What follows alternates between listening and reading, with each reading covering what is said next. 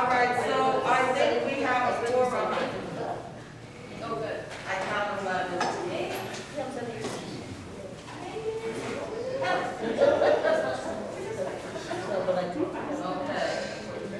And this looks like Helen's coming in here now. Helen just walked past. I know. Can I come in?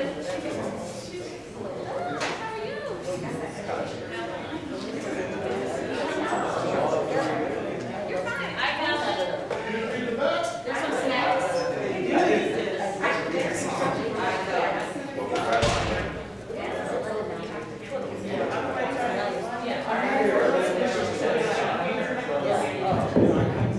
Okay, so I think we have quorum. Yes, Stephanie of Waterloo Bay, could you do the roll call, please? Oh. Here we go.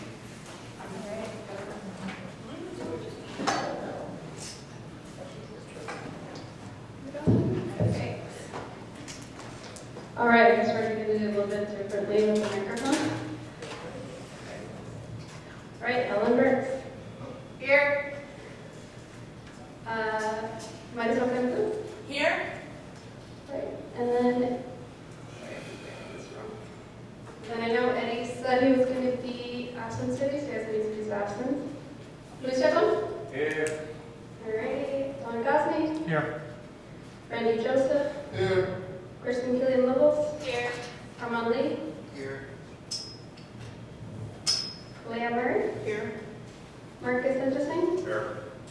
George Schlimmer also said he may not make it today, so who I believe has any excuse absence.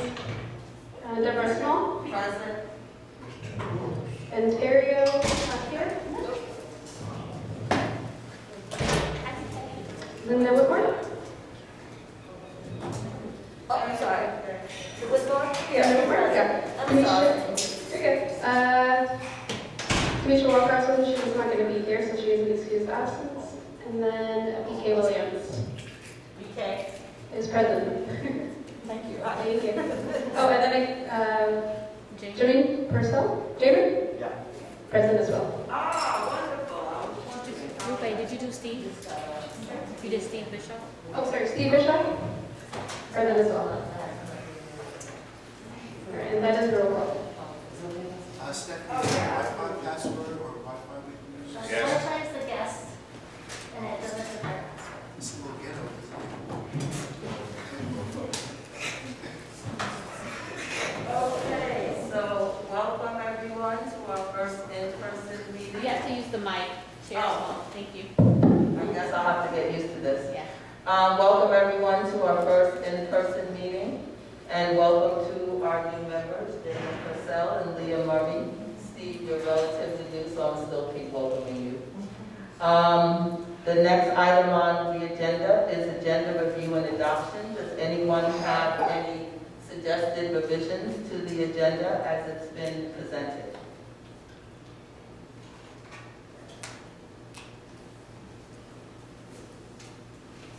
Seeing no hands, I move to adopt that will adopt the agenda. No objections? Seconded? No, we don't have to vote on it. It's just, it's okay, good. All right, so then let's go to our meeting. How are we handling that since we're not on Zoom? What is the meeting procedures policy now? So meeting procedure, I can read just the first part, and then anyone who wants to do public comment, no stuff, she has experience with some of the commissions, but anyone can just raise their hand. You're welcome to call on whoever's in the public. We used to do reading parts, but I don't think it might be necessary for us. So I can read. I will now read an announcement to the public. Anyone may make an oral comment, even if a written comment has been previously submitted. This is for written comments.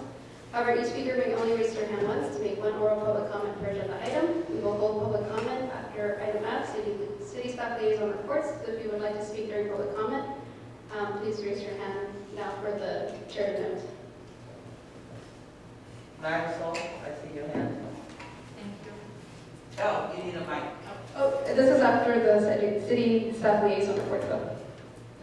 Are we still on? Oh, did you have a hand for meeting? Sorry, we have Oh, okay, I'm sorry. I thought she was raising her hand for that. Oh,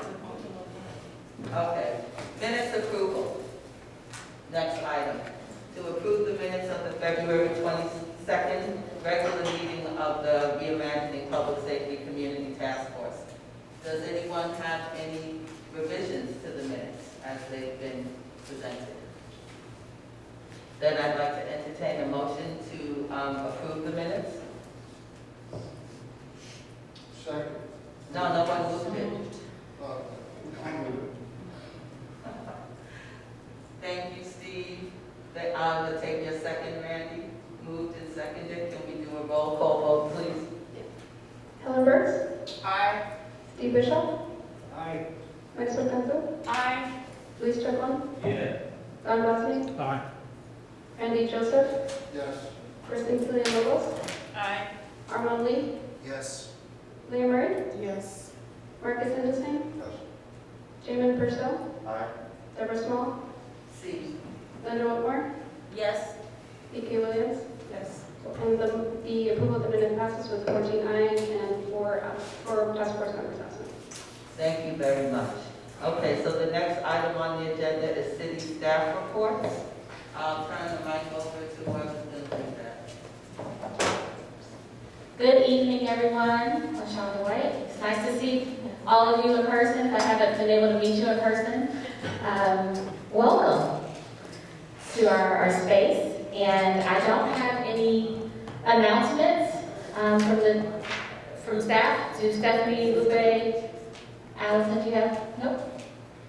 That was quick.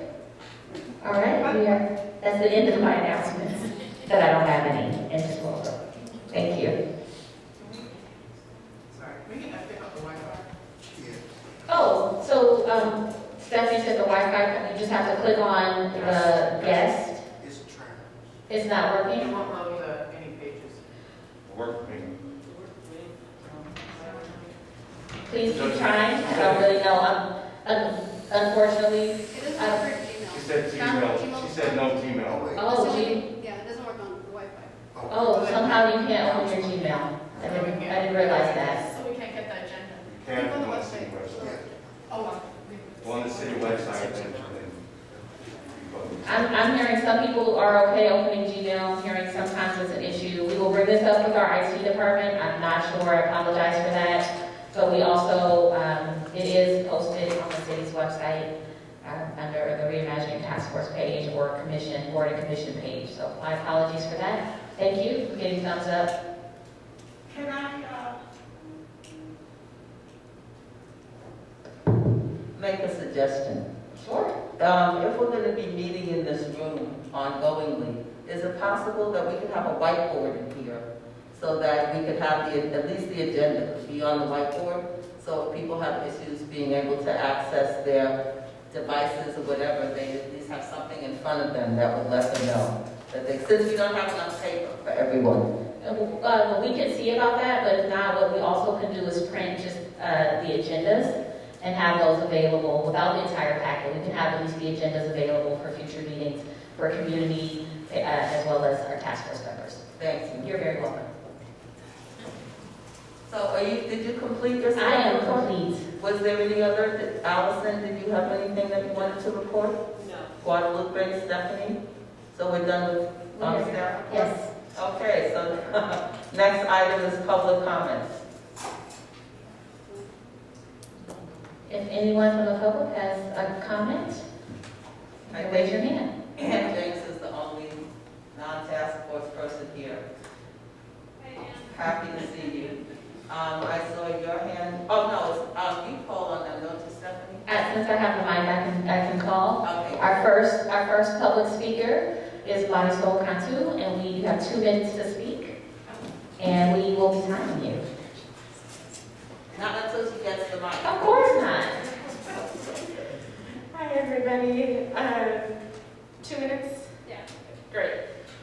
Marisol Cantu, also a Reimagining Public Safety Community Task Force member, and I want to bring up to our attention an untimely death of a community member. His name is Jose Luis Lopez. The Community Police Review Commission sustained an excessive use of force on this man 3 years ago. The video footage was brought to the San Francisco Chronicle through a Public Records Request Act in October, and the family and the sister in particular is still seeking justice. this man there was a call for domestic violence through 911. Within 30 seconds of the video, police came into the house and had him restrained aggressively, and I won't go into the details. A lot of it is public and can be viewed online. It's extremely disturbing. They gave double the amount of sedative that was required that the police had ordered the paramedic to give, and he later died in custody. I just want to share that the family is seeking justice for this, and that the Community Police Review Commission did sustain it, and then it essentially went nowhere because that's within the small purview of the Community Police Review Commission.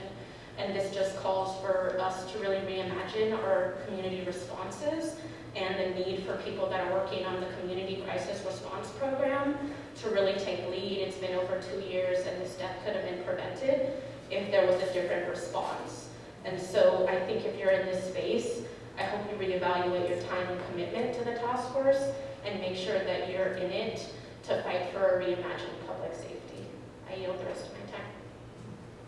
Could you say what year that happened? 2020.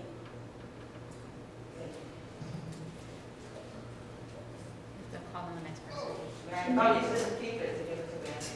Sorry. Next speaker is Randy Joseph.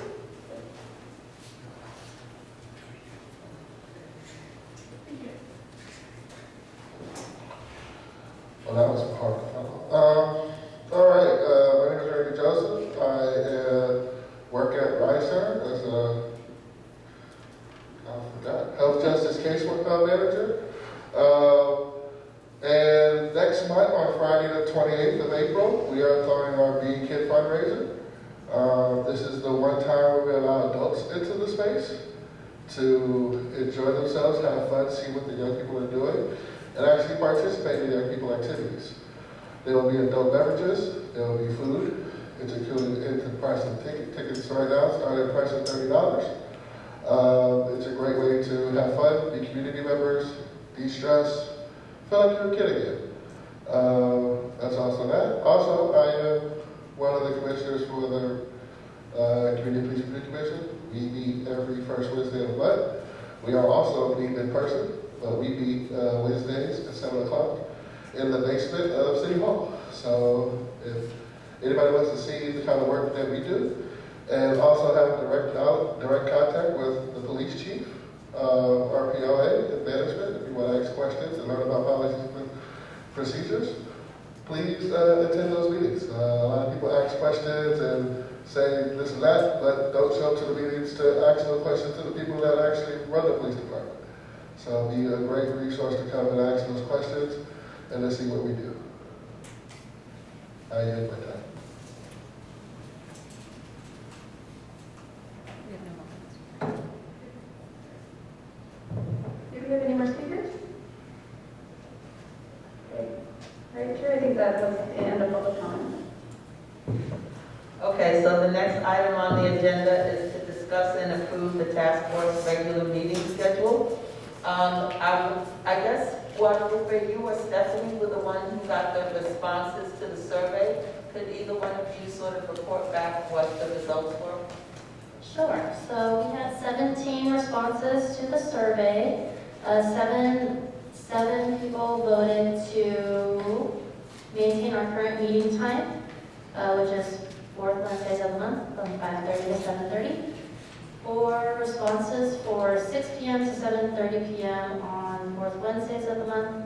3 votes for 6 p.m. to 7:30 p.m. on the fourth Thursdays of the month, and then one vote for the rest of the options. So the majority or the most votes were cast for maintaining our current meeting time. Discussion. Man, those people that be here, those that be here now. Can you repeat that again? I'm sorry. 7 to keep it, right? To keep it Yes. how it is. And then 3 were Thursdays, the last Thursday of the month, right? 3 for that? 3 for the 4th Thursdays of the month from 6 to 7:30 p.m. And then 4 votes for 4th Wednesdays, 6 to 7:30, so that would be today, but moving it back by 30 minutes, the start time. And then 1 vote for, there was one vote for 5:30 to 7:30 p.m. for Thursdays, 1 vote for 6 to 7:30 p.m. third Thursdays, 1 vote for 6 to 7:30 p.m. third Wednesdays. It sounds to me like, Go ahead. it sounds. We have to, I'm sorry, you Sorry, have to be on the mic. we have to talk about it. It's a bit of a... It allows us to do the minutes. It sounds like the majority are for moving it to 6 o'clock. No, No. the majority was for keeping it as it is. No, There but were 4 people who wanted to keep it and make it a half an hour shorter. for Wednesday. No, for this Yes. fourth Wednesday. Yeah, for Wednesday. But it wasn't a majority to make it half. So I'm saying, on the Thursdays, there was also some Thursdays that went at 6 o'clock as well, is what I'm saying. So I'm saying, I'm not talking about the day, I'm just talking about the time. Oh, You okay. know what I'm saying? So most people, the majority wanted it to go to 6. So that's all I want. But a different day, so Yeah, different days. technically that's, don't add up. It does, but most people wanted it to go to 6 regardless of the day. That's what I'm saying. You can't actually add it up that way, Marcus. I'm sorry. It's like a choice. You have to use the- That's my comment, that's my public comment. Okay. Oh, you have to use the mic. I'm just reminding people, you have to use the mic so we can, because that's how we record for the minutes. Okay, got it. Colin, you have your hand up. I was trying to- I think we keep it the same. That's what most people said. I feel like we've had it in our calendars. I understand the 5:30 time, but I think shortening the meeting by 25% is pretty detrimental, and there's not a vote that is high enough to merit that. Other comments?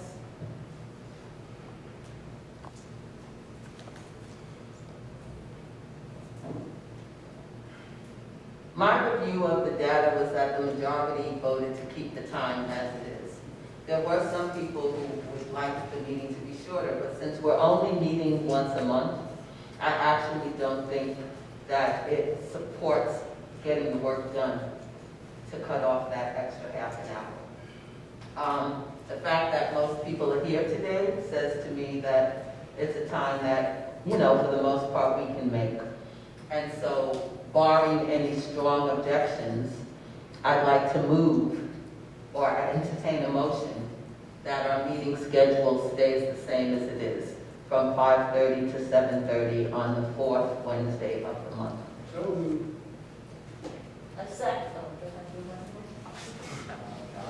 Chair Small, just to be technical, do you want to call for public comment before making a motion or entertaining a motion? Sure. Oh, we took the mics.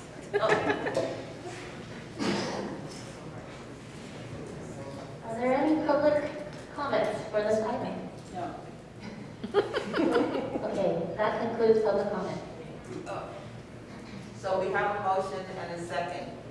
Is there discussion of the motion further before we vote? Yes, Don? I'm just thinking that you only need a motion to change what we have already. Right now, all we're doing is continuing what we're doing. Do we really need a motion for that? We don't. I would prefer that we actually vote on it so that it's clear that we've made this decision, since we're meeting in person, that we're going to, technically, we may not have to, but I think that it would behoove us to actually vote to affirm that this is the schedule that we're going to go with moving forward, until at whatever time in the future we decide to change it. And yes, Randy, I recognize your hand. I'm going to pass. Can you? I don't think that. I'm just gonna put this, this is my 2 cents. I was gonna do the vote for 6 o'clock. If my petition is wise, it cut off at 7:30. And why is it at 8? Because I know I'm on a commission that we start at 7 and we end at 9:30, 10, depending on the weather. So why is the cutoff 7:30? And the only thing moving is that. That's the only thing I'm putting there. Appreciate your comment. Are you looking to make a motion to extend the meeting past the 7:30 time?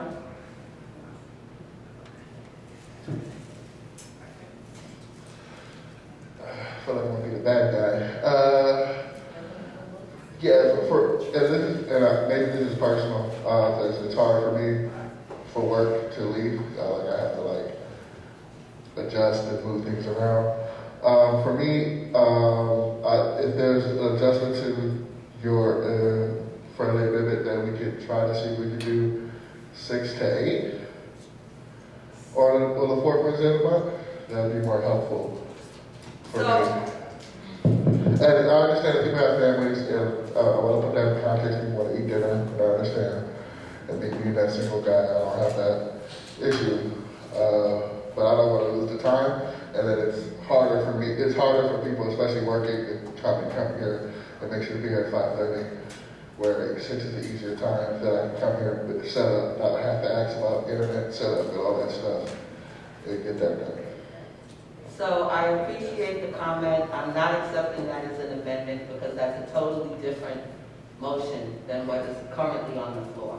So if you want to make a motion to that effect, we can do that, but we still have a motion on the floor. I don't know, is it a substitute motion? I would like to make a substitute motion to have meetings go from 6 to 8 on the fourth Wednesday of the month.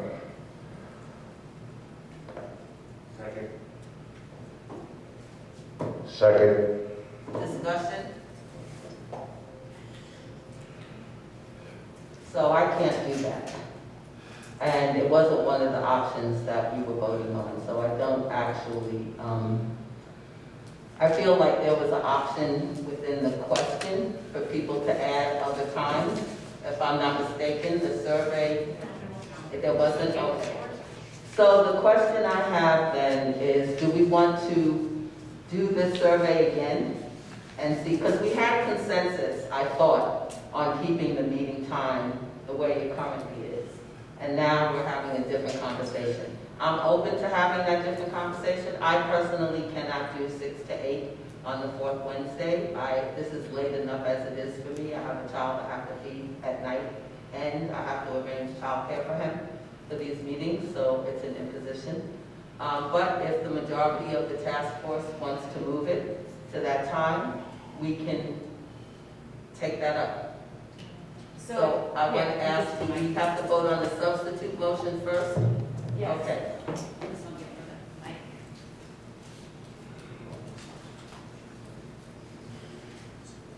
Yes, you would vote on the substitute motion first, and then, depending on the outcome, vote on the original motion. Okay. Yeah, I just want to be clear. I get that. And I think that option was given to me for 8 instead of like the way I voted, and the hour taken away. I would have voted differently than the 8 o'clock time frame. And I think some people would agree that they would have voted that too. It was just I didn't want to lose in half an hour. So it's I'd rather keep the status quo and try to struggle to do that than lose for half an hour. So can I call the question, or is there further discussion? We're voting now on the substitute motion. And is that to have the meeting be? Microphone. You can, if you want to repeat the Yeah, motion. so my substitute motion again was to have the meeting from the fourth Wednesday of the month from 6 to 8 p.m. I'm gonna give the mic so we can do roll call for that motion. All right, thank you. So the motion was stated. Albert? Aye. Steve Bishop? No. Steve Bishop is no. Marisa Duncan? You forgot Helen. Oh, so, Hilbert? She did. Marisa Duncan? Aye. Louis Strickland? Staying. Trump abstains from the motion. Don Gosney? No. Don Gosney votes no. Andy Joseph? Yes. Kristen Killian-Lovell? No. Kristen Killian-Lovell votes no. Armand Lee? Abstain. Armand Lee abstains. Leah Murray? Yes. Marcus Henderson? Yes. Jermaine Purcell? No. Jermaine Purcell is a no. Damon, sorry. Damon Purcell. Deborah Small? No. Deborah Small votes no. Linda Whitmore? No. Linda Whitmore votes no. Kay Williams? No. Okay. So the motion fails with 5 ayes, 7 noes, 2 abstentions, and 4 task force members absent. I respect your decision. So now I believe we go vote on, Just go. No, just, we just,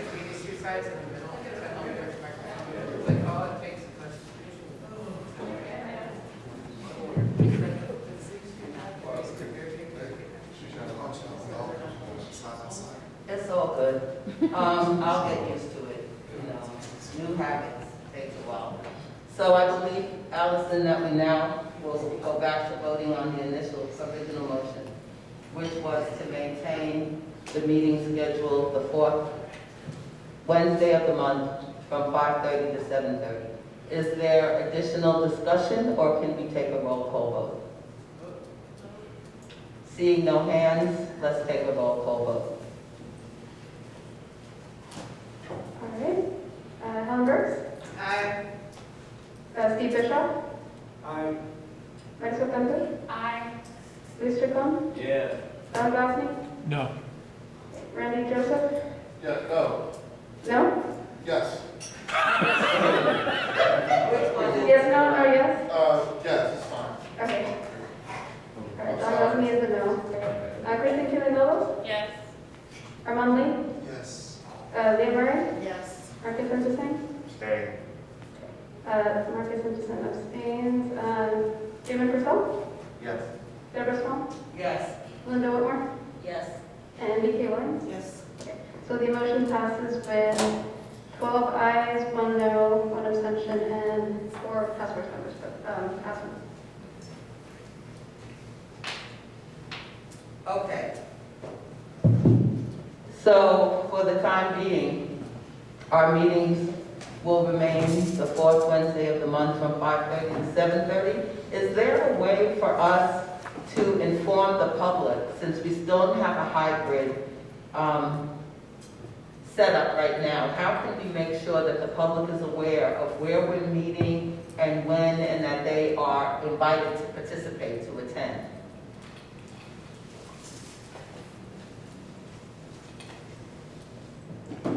So staff does post the agenda in the ways that we posted the agenda previously. So we do all the same things we did before. And so we will continue to do that, which is, it's posted usually outside of 440 by the council chambers. It is posted online, on the website in different places. It is, do we push it out via social media? No, we can. We can push it out via social media just to tell people that where we're meeting and when we're meeting. And we can share with all of you as well to push out to your contacts. Is it posted on the KRCT site? I am not sure, so no. So we can do that. We can ask them to do, I think it's called like a data net to put it on KCRT. You know, the same way they flash city council meeting and stuff like that. Yes. And does the city have any contract to put ads in like the local Richmond papers?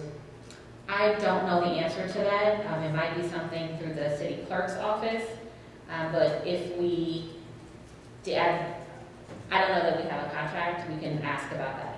And what about That doing public service ads for KQED or KC, you know, one of the local public radio stations? All of those things will cost. I don't know about the KQED, our public radio stations. I do know ads in the paper do cost. And so there is truly no budget for this task force, so it would be us figuring out the budget, and that's additional staff time to be able to do that. So we will definitely do things that are free to us right now as we start, and we can explore other options. I'm pretty sure that KPFA has a way for you to do public service ads for community events. They have a community event calendar. I'll do some research about what the process is. My request is that, this is for the task force as a whole, that maybe this might be a little subgroup or something, but it seems to me it would be a good idea for us to have an outreach, more intentional outreach plan. I don't have anything to suggest at the moment, and it's not on the agenda, I know, I apologize. That's where we were going. Okay, I'm not We can put asking it on for for next time. Thank you, I'm just raising it as a concern. I'm not asking to discuss it right now, but it just raised for me that we needed to figure that out. I think we can make notes and add it to a future agenda. So, can we move to the next agenda item? Yes. Okay, so that's to discuss and approve schedule for upcoming community forums on traffic safety, harm reduction and overdose prevention, police policies and practices, youth employment training and safety, and poverty reduction strategies. Each of these would be a separate forum, so we're talking about 1, 2, 3, 4, 5 forums to take place over the next 5 to 6 months. So the discussion now is to look at when we're going to do that, who's going to take the lead in organizing it, and, begin the planning process. So, open for discussion.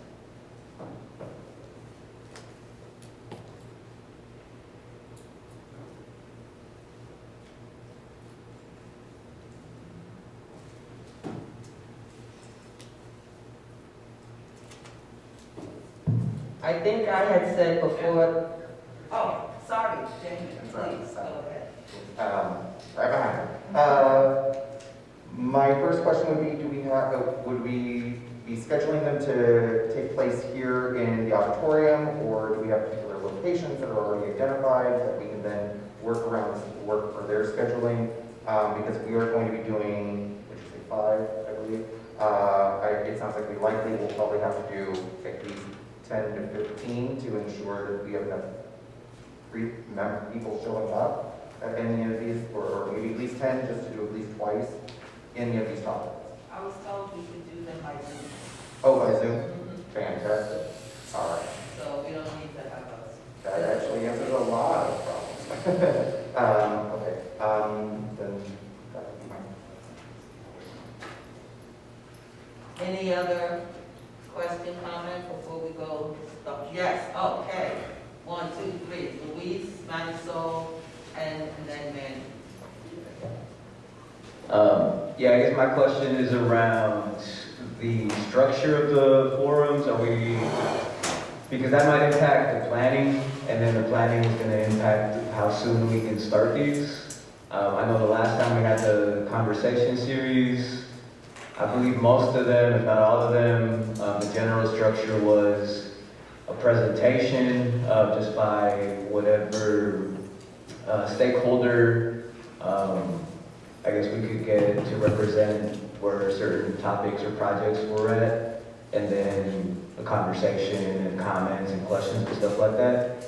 I know we're calling this community forum, so are we looking to mainly have a conversation and not have the presentation or informative part as like last time? So I apologize for any confusion around the nomenclature, because the intent was to follow the same format that we did before.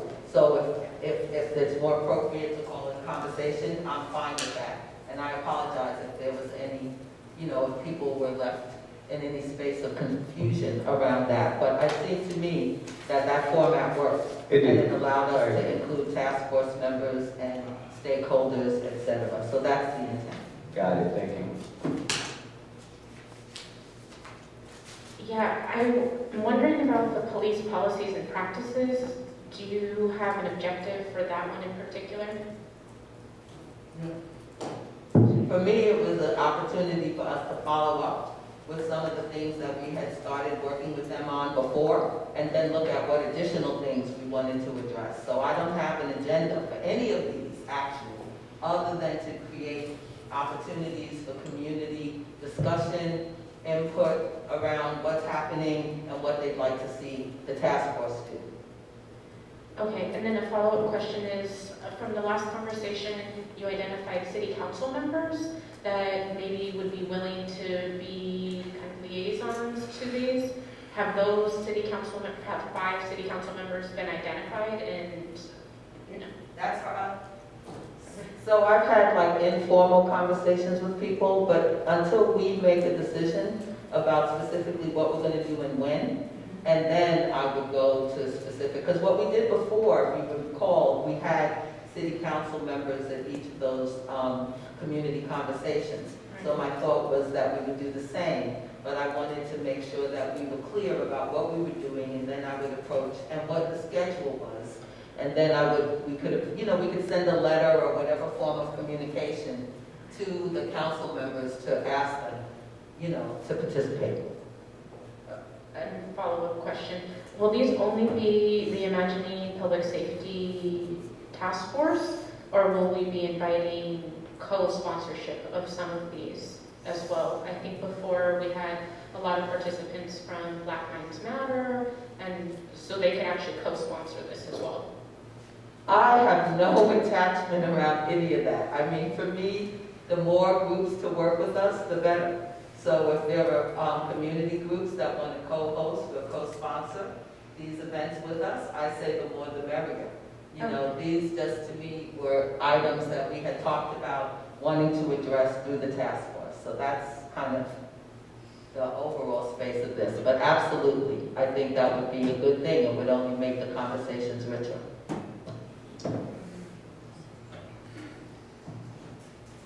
Yeah, I'm gonna be the guy again. For me, if it was the community conversations we had last time, that if we would do that same date, then I wouldn't be able to participate in any of them, just based on the time and the date.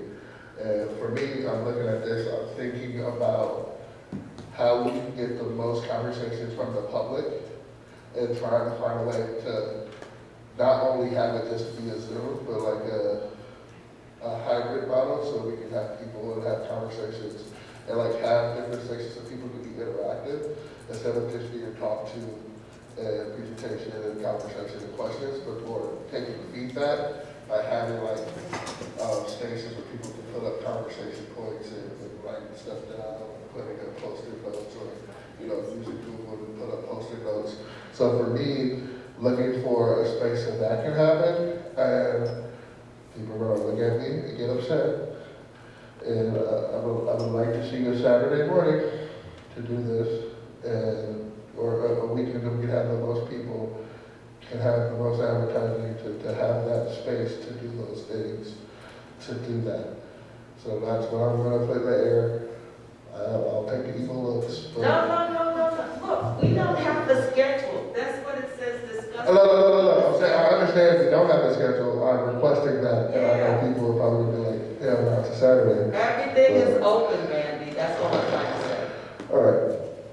Linda? Oh, I'm sorry. Okay. Okay. I'm sorry. I'm kind of going along with Randy said, I'm looking at all these dates, and a lot of dates here, and to commit yourself for us to do all these dates is kind of hard, but I think we did one large event where you talk about these topics and tell people to come. You can get them in, you can divide into groups, talk about each of these topics, come back together, report out your information and share that information, and then we can, as a task force, take the information and work with it. But I don't know about Saturday morning. I'm just saying Saturday's fine. I'm not saying not to, but I think it might be good if we did one event where a community conversation, where we did it and we had these topics that we talked about at that time. I see your hand, Leah, but I believe Helen and Louise and Jane. Okay, and then we'll come to you. click a notification by this Saturday morning. Oh, yeah, I got one right there. I saw, thank you, Marcus. Oh, no, it's gonna take you back. You're gonna start singing. I think we should schedule, just because calendars are already quite full.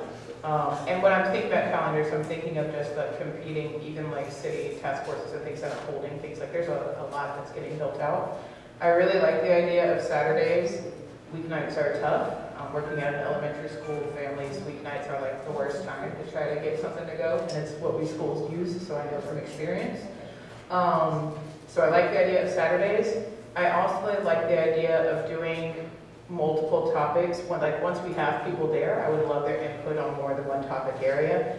And I think we could do something like what Linda is saying, or even a series of 2 that is the same. So this idea, Kevin was talking about like hosting a couple different dates to see if different people come. You could very easily do breakout sessions, but separate them by a couple months, and you either get different people, or you get to give updates that are a little farther down the road for people who came to the first one. So I like that idea. Next was Leah.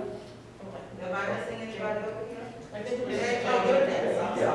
I'm sorry. So if you're going to pick a Wednesday or weekend, sorry, I was going to say I think that the Saturday when council doesn't have a meeting the following Tuesday would be the best if we were wishing for them to attend, and so that it identifies one Saturday a month. I think Sundays in the morning are going to be more difficult because we will have people at church and other commitments, whatever they may be. I like Mrs. Whitmore's idea about having multiple topics be addressed.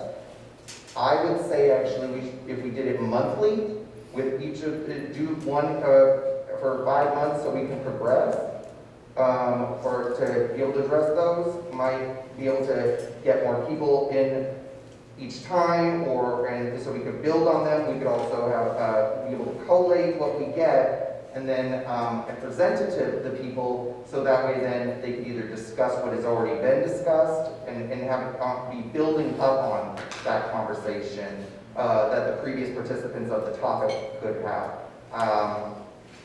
And I think that would be more successful than doing individual topics per meeting, because I think we will end up getting bogged down and hear a lot of repetition. Oh, Leah, and then Steve, and anybody else on this side? And Don, okay. Okay, wait, hold on, let me just keep track. Okay, Leah, Steve, BK, Don, and then Linda, okay. Okay, I just, if anyone is interested in guaranteed income, I'm working with the Contra Costa County Working Group on guaranteed income, so that could possibly fit for the poverty reduction strategies. And if it's a focus group, it can also be a paid opportunity for those who want to participate. I believe it's either $50 or $75 if it's a focus group. If it's a general meeting, I also believe that they have a budget for gift cards as well. That's it. Next, Steve, here. Thank you, yeah. I'd like to, at least for the police and practices kind of thing, I think that should be a separate meeting. There's a lot to talk about. I think what I would want to do is invite Chief French to come and sort of lead it off by saying, here's what we're doing now, blah, blah, blah. I do think that this would have a lot of appeal. Saturday is probably a really good idea, and if we did it the second, well, we don't know what second Saturday or not, but that would be good. And I think, at least for that particular workshop, I can easily see getting quite a lot of publicity for it. I mean, Richmond Standard would put this in, I think. There'd be a number of places where it could be listed, and I think we'd probably get a very good turnout.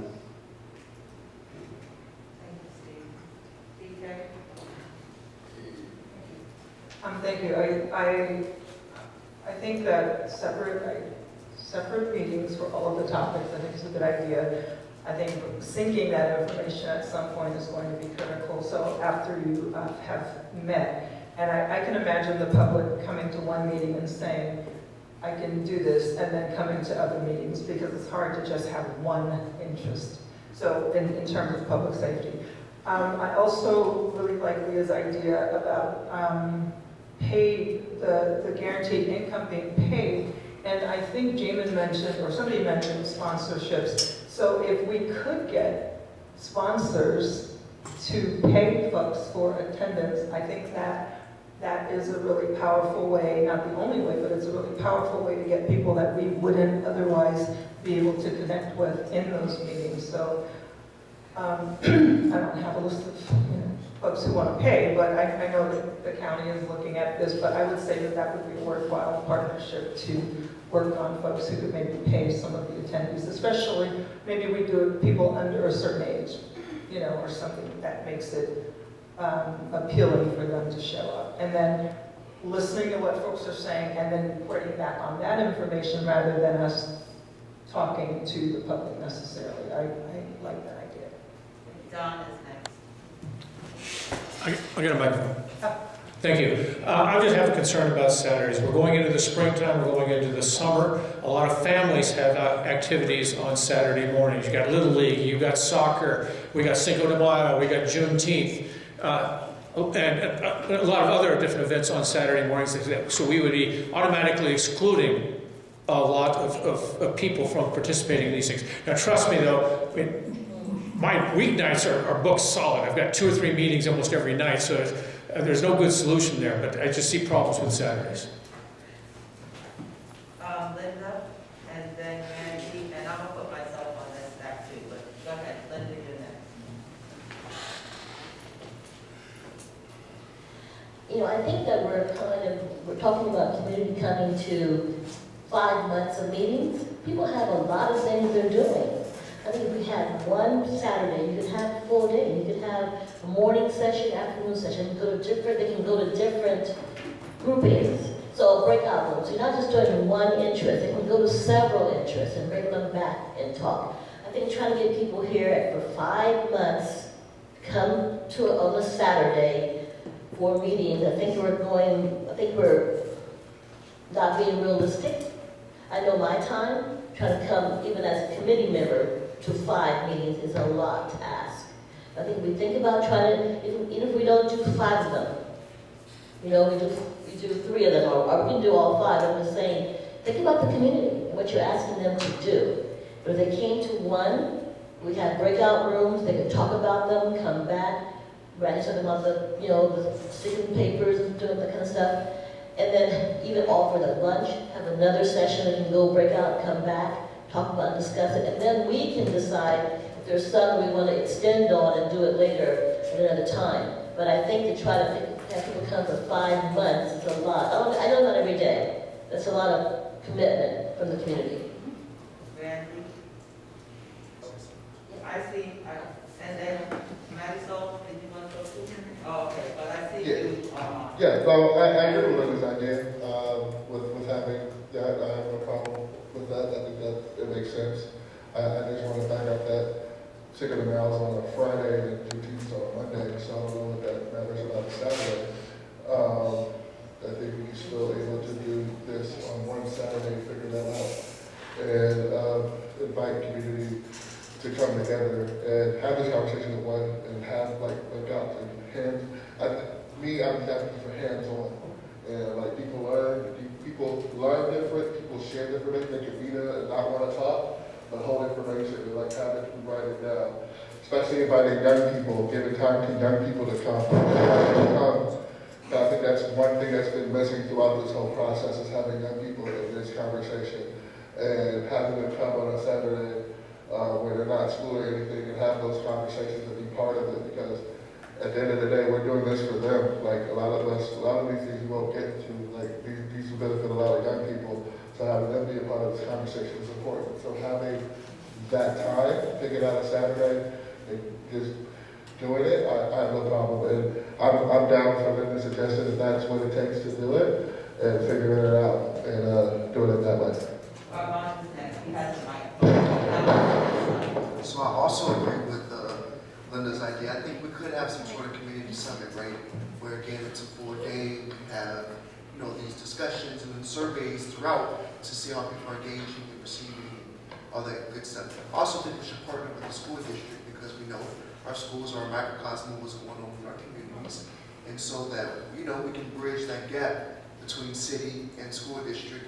And then let's practice what we preach, right? If we talk about providing services in our community services, afterwards maybe we can have some sort of, community resources, help, and maybe there's a job fair, or I don't know, something we can all brainstorm, to plan. But I do like that idea of one big event, a community summit to deal with these issues.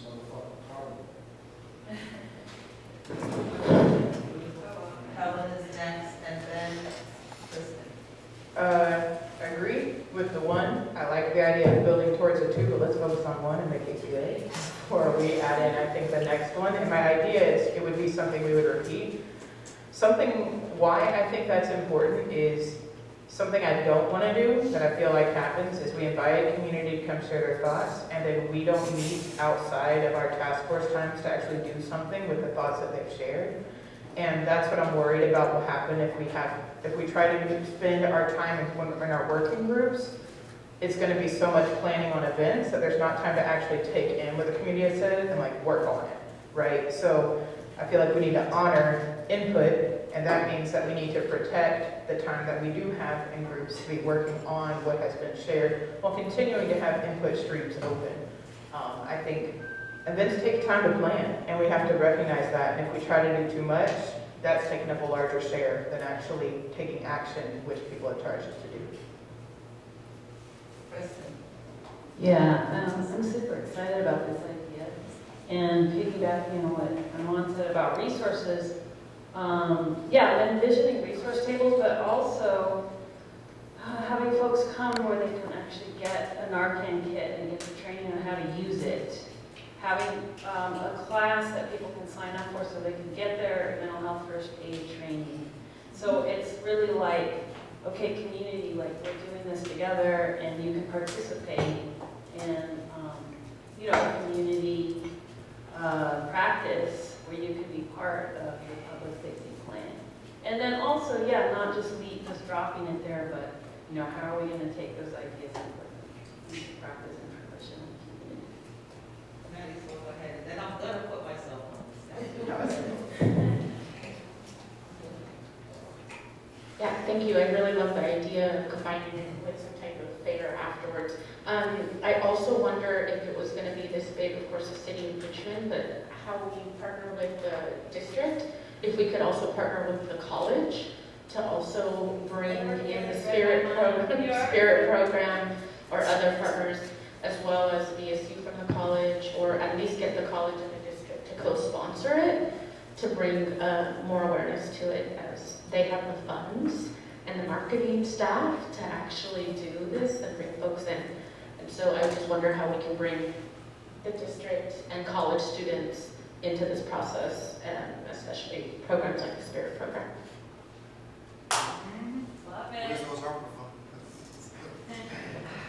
Okay, so I have a couple of thoughts I want to share.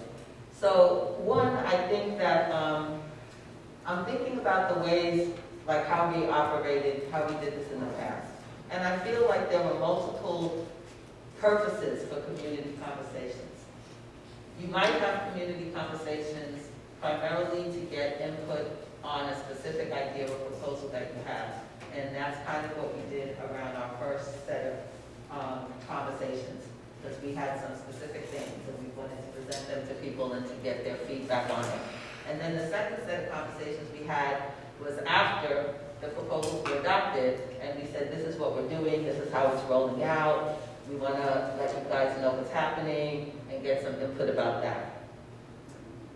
I feel like this space the conversation that we're having now lives on multiple levels, and the thing that I just want to stay focused on is what would be the specific outcomes for the task force.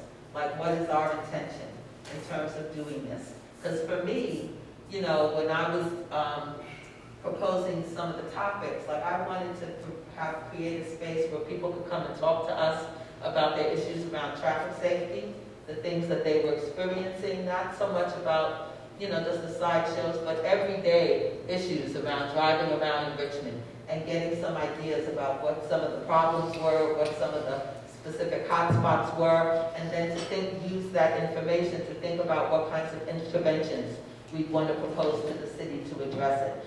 Similarly, with harm reduction and overdose prevention, what people need to know about getting access to Narcan, but there's a broader conversation about harm reduction around having test strips for fentanyl, about having safe consumption spaces, about having heroin maintenance programs.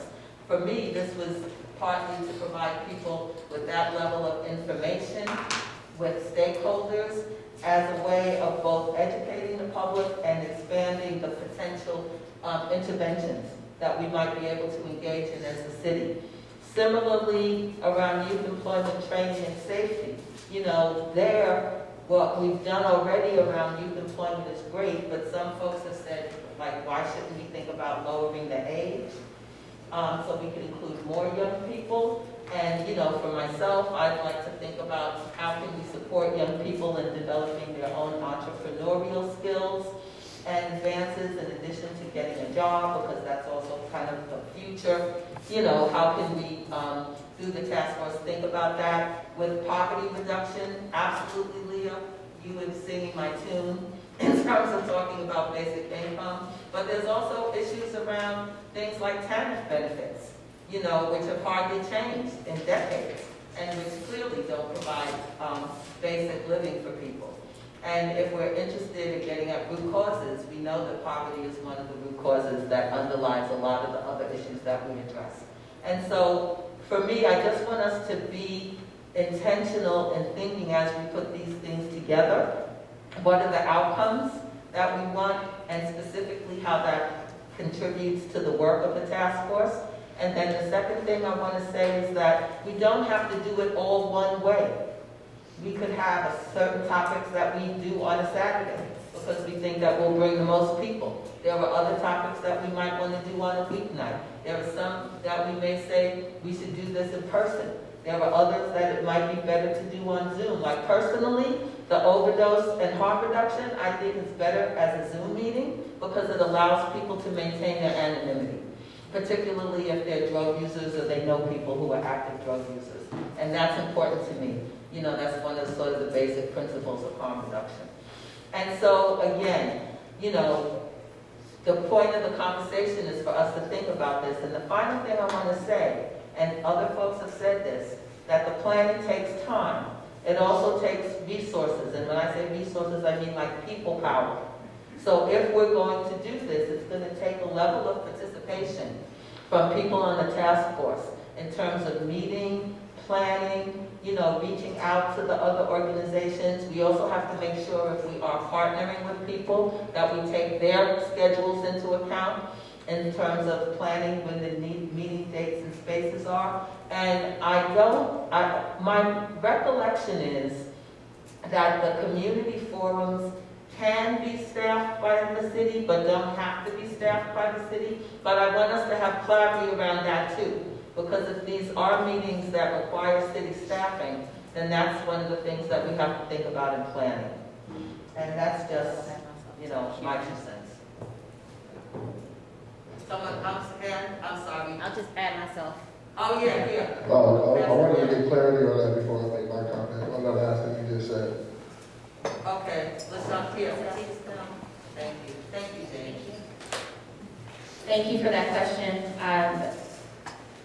So if this is truly a task force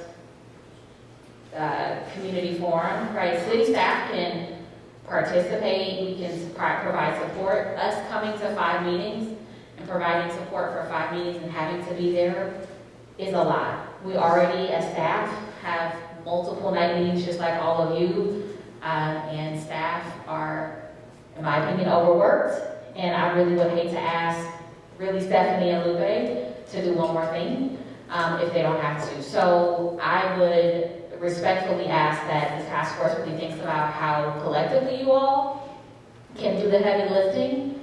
I don't see that we wouldn't show up if there was a Saturday event, right? We do that a lot and can provide support. But us doing the heavy lifting for what is a community forum for a task force, for this body, would to be on the task force. LaShonda, I'm sorry, I wasn't being clear. Oh. Actually, I was asking if you had to be there, because my understanding was that when we did the conversations before, it did require I'm sorry, yes. city staff, and I just wanted to make sure that I was right about that. I got you. I'm not trying to expect y'all to do that. No, look, I still have to put that in there. So, no, right? If it's a community meeting, just like if there was any other community meeting that was happening that was not led by the city, then no, we don't have to be present. I think often we would like to be present if we can, to just hear and participate, and also be a voice at the table. But no, we do not have to be present. If you do want it to be a kind of a co-sponsored event, because there's some perks and benefits to that also sometimes, then that's a different conversation. And if we decided to have it as a Zoom meeting, could we do that ourselves? Do we have to have city staff for that? Yeah, for right now, I don't see it being an issue. I mean, I'm gonna double check on what I'm saying for you all. But if you all wanted to have a task force meeting that was on Zoom or in person, and you wanted to plan it yourselves, as long as you're not, if you're not asking us to have a Zoom link and set it up and do all of that, then I don't see there being an issue with it being completely led by the task force. But I will double check and confirm, just to make sure I'm not leading you all in the wrong direction. Thank you, LaShonda. Yeah, thank you for that. I think it made it more clear for me is that having with what you said, having those things going, doing the heavy lifting and going to work, like if it's a one Saturday, having those things, yeah, I have no problem with going to work, looking for partners, looking for, if we're going to do an outreach summit after, looking for support for childcare during that process as well, because I know I've done events, especially in Rise, where we provide childcare on the side. So doing that work to do that, I think that's, yeah, I'm down to do that. And I think with your goals in mind, I think we have the same goals, especially making sure it's a hybrid event, make people that can vacation digitally, because COVID is still a thing that is still happening, it's still killing people at rates similar to 2021. It's still real. Having that safety thing in place, but also I think having that one Saturday, and then doing the work after collecting information, going through the data, listening to the public. I think for me that's the biggest thing of doing this as a council member, is listening to the public and seeing how they do things, seeing what suggestions. They might have great suggestions too. They just can't make it here, but these are the things I want to see. And I also was looking for Saturdays at time. It's like I think one Saturday we can do this, like May or June, something around that time. Figure it out. Go ahead.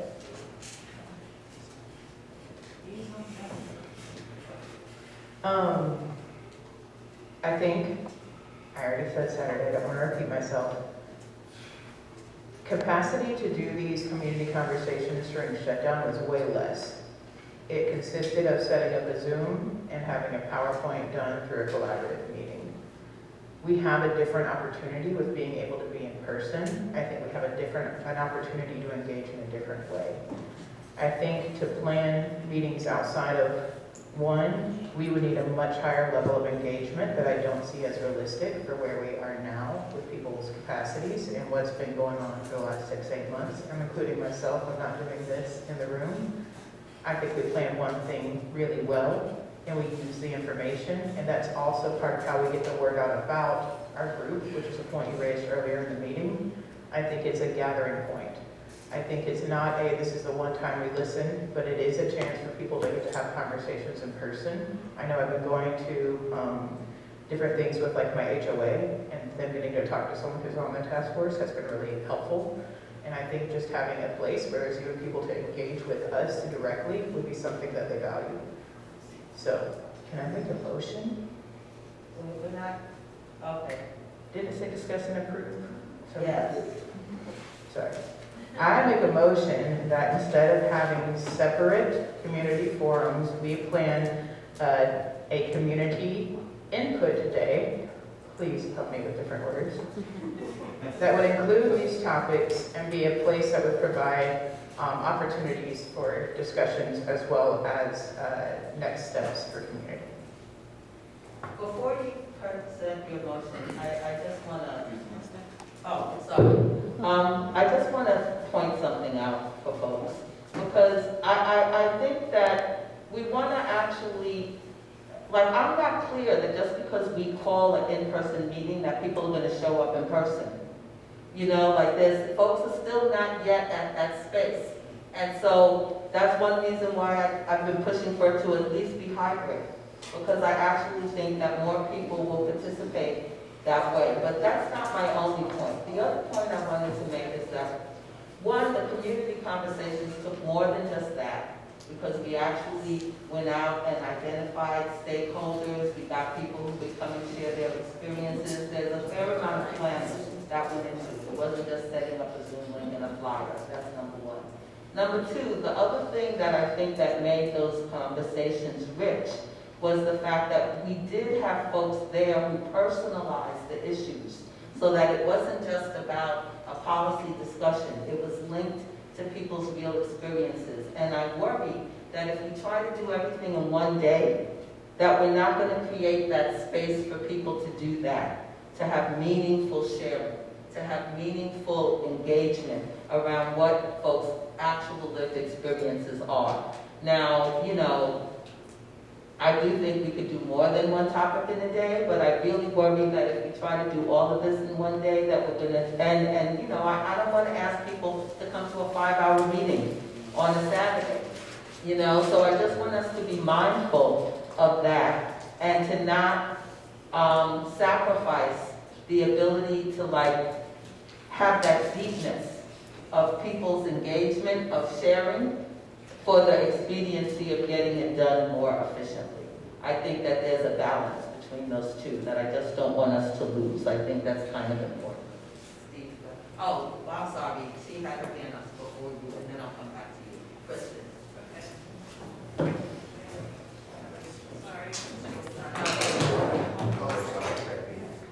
Oh, wait, I don't think I was. Okay, I'll get back. Oh, I'm sorry. Yeah. Oh, No, I wasn't done. I'm sorry. Oh, I know, I apologize. I'd like to hear what they have to say. You were making the motion. Yeah, but it's okay. All right, we're all in a learning opportunity right now, trying to figure out this meeting with the microphone. I'm picturing really like a conference kind of style, where there's opportunity for the whole group to be together. And I guess because we're here, I'm picturing it here. I don't know if that's possible, but you know, with a main room with resource tables, kind of an agenda, and then really literally like breakout workshops with the different topics, and a task member in that room, or 2 task members and a council person, and leading the discussion and taking down all the notes, and then coming back later when we reconvene and meet and discuss, you know, and giving us the, so, you know, data or whatever, or the comments that you heard in that room, in that space, and sharing with all of us. I guess that's how I'm picturing it. The breakout rooms, and those breakouts could happen Zoom option, right? So that's how I'm kind of envisioning it. Helen, I apologize to you. I was still in the discuss mode, and she wanted to go into the approve mode, but I didn't let you finish, so I really do apologize, and I'm going to give you back the mic. But I cut her off. And then, okay. That's for that side. Yeah, I think just from my data set with the schools, people are clamoring for in-person. Every in-person thing we've had hundreds of parents show up at a school that only has 400 students. On our virtual options, we get maybe 2 or 3. So I think from looking at community sampling, there is a large demand for in-person. I think that having a virtual option is, of course, part of it, and that actually you can run it simultaneous through the day. It doesn't take as many people to run virtual option. And I apologize if my intonation made it seem like it was simple planning, but I think I'm comparing the two. And planning that we did for Zoom and planning that we do for in-person is a very different lift. And this group has never done anything like that. And so I worry about spreading ourselves too thin and the preparation taking so long that it's 5 months before we have like quality things to put with community and to get their input, and that's more time delayed without their input. I do think that I understand the concern about having everything happening at once, so maybe a different way of doing it is having a Saturday that focuses on like 3 as a start, and we get success with those 3. And then you schedule what the other 2 are going to be based off of that. Maybe what we learn is, hey, we want to split those up separately. Maybe it goes great and we want to replicate the model. But I think those are my thoughts. Steve and then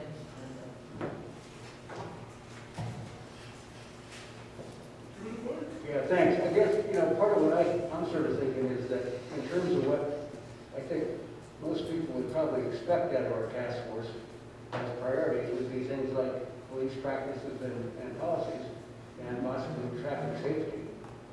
And I do think in terms of, something that people can really say, okay, I want to be in that one because this is important to me. I think the police practice, policies and practices is going to be number 1 in this whole thing. And I think a number of these things are very important, but they're sort of more like down the road. If you reduce poverty, that will eventually help in terms of blah, blah, blah, but it ain't going to help tomorrow in terms of these particular things we're talking about. So I would really like us to be more focused, and at least for the police policies and practices. I think that should be a day by itself. Okay, I think we're kind of going overboard here. These are conversations. We're not going to solve anything on that Saturday. But if you get enough people here, and I agree, people are ready, I think, to come out and get off the Zoom for a while. People are Zoomed out. And I think we have offer a Saturday where we can talk about these topics, all 5 could work, just to get information, to come back, and then we can decide from there what we're going to do. We're not going to solve the mental health problem or the homeless problem. We're going to get people together to talk about the problems. That's the whole idea of conversation. Getting ideas that we can work from after we meet with them. So I don't think we're going to have to make sure that people leave here and they have their mental health problems resolved. But they're here to talk about issues we're having in our community. And these are the issues we're having in our community. And I've been on groups, air quality, for example, where they had to come in on a Saturday. And there were quite a few, Joy was on the committee with me. And so I'm talking about, I'm sorry. And you had a chance to get together, to talk about the different issues, different ways of doing it. Each one kind of different.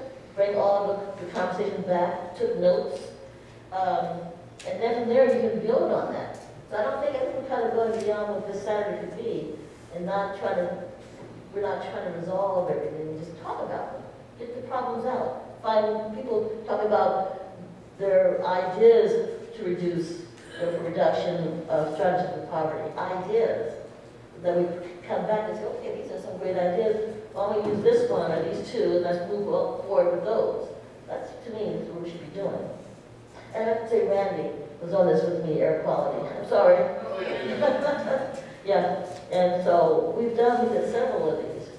It was before COVID, okay, before the 2 years of lock-in and everything else, and so, but I think it's time.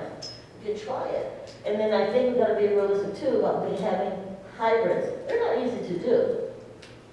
They are not easy to do. So we have KCRT coming in here today for our Zoom. We have professional come in, and we're still not on the screen. So we've got to remember what we're doing and why we're there.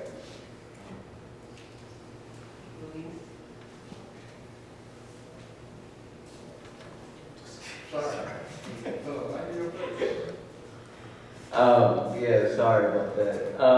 I would agree with everything Linda says. I think right now as a task force, we seem to be kind of stalled. It seems like we've been like that for the last few months, perhaps. I think we need a restarting point, and what better way than to hear from the community. So I think a couple folks already said that. I would ask Helen if you could repeat your motion at this point.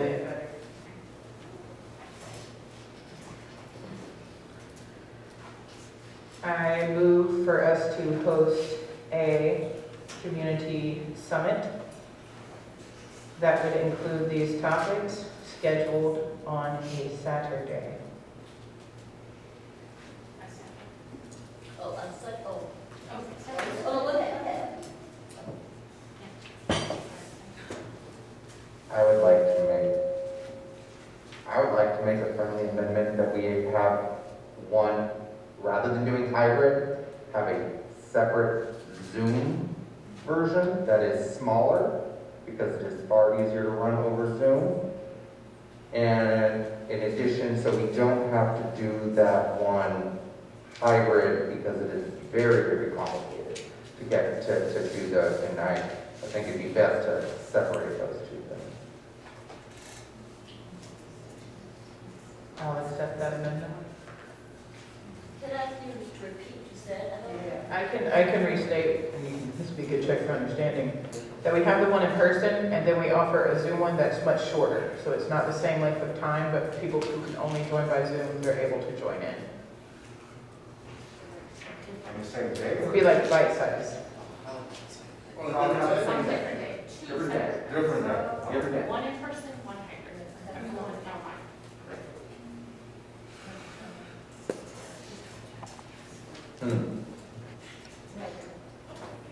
I think it's a good idea, but I wouldn't publicize it. You start telling people you're going to do the same thing on Zoom, then people who might come out will say, oh, I'll wait and sit in my living room and I'll just listen to it. I think we should just focus on in person, how that turns out, and then if we decide after that we want to do a Zoom after, then we can do that. I wouldn't publicize, come out in person, but if you don't want to, we'll have another one for you later on Zoom. I think you're going counterproductive of what you want to do. That's, you know, I It's say. hard to publicize it after, like a Yeah, after, not, don't publicize before it. The people will say, I'll sit at home and just Zoom it. My understanding of the motion is that those two things are not incompatible. We can host the full meeting and then have a Zoom one after. My question, I just want to set a date. I'm fine with doing a Saturday, but my goal for discussing and approve the schedule was for us to actually schedule whatever forum, what we were going to do, so that we could actually begin the planning. So, no. So I just wanted to ask you, Helen, if you had any specific Saturdays in mind that we could look at.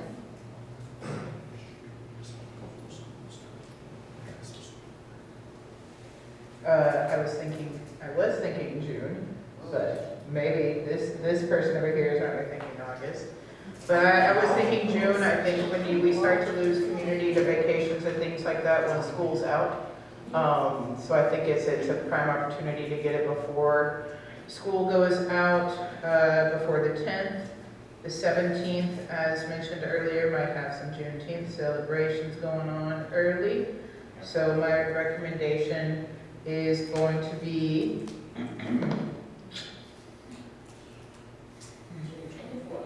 May.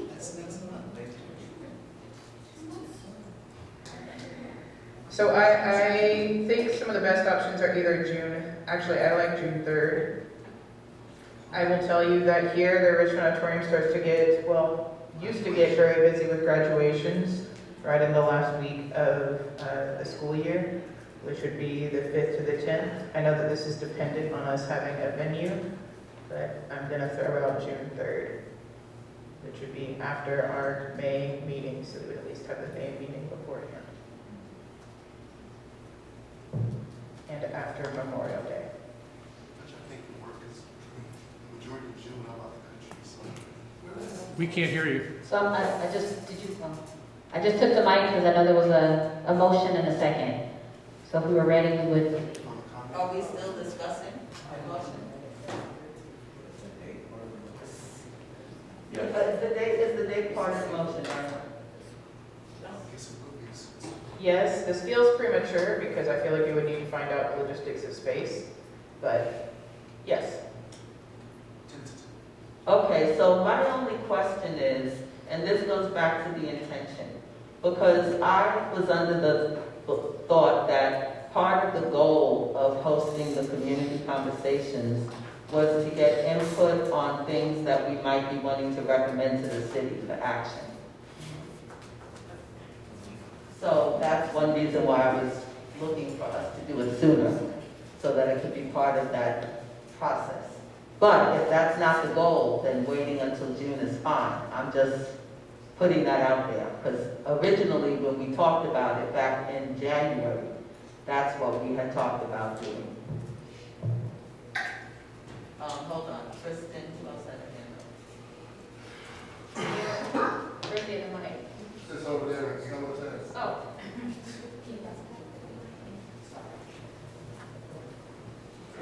Look over behind you, don't go. One idea that came to mind is we could switch it and have the Zoom before the larger community Saturday event. That would be more of a gathering of, more the conversation style we had in the past. That could be potentially an evening or. I think the community, some person, does some sort of momentum. Microphone. Well, I agree with that, but just forget if we want community input for what the work we're doing to propose to council. That's just a thought I had.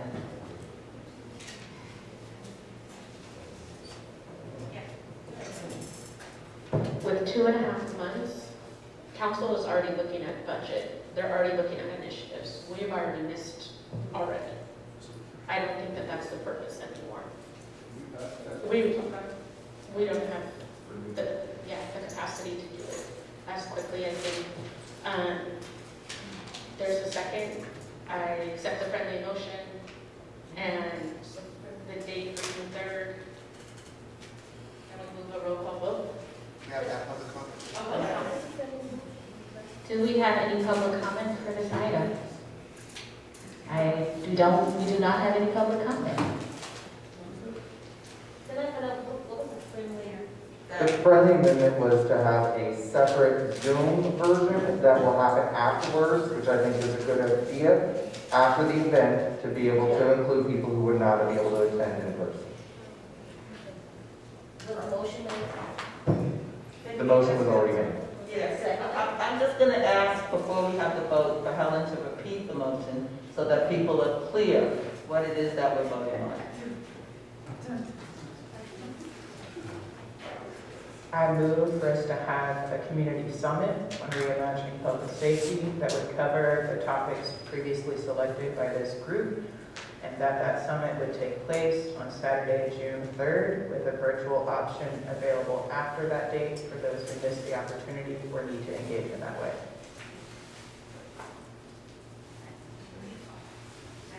Who is the second? I know you had it. Just a second? Yes. No, it was an original second. Oh, I don't know. I was going to Mine say. still was an original second. Okay, and I vote for him. Okay. Quick question, since I thought that we were. Microphone. Microphone. Microphone, please. I'm sorry. I'm just asking a question of clarification, because I thought that the sense of the group was that we weren't going to try to do all the topics in one day. And the motion sounded like it included all the topics in one day. So I just want clarity about what's the intention. From my understanding, it was that we would do them all in one day, and it would be a lot longer, it would be longer, but that was how we were going to be able to cover all these topics. All five. All five. Breakout sessions for more intimate conversations.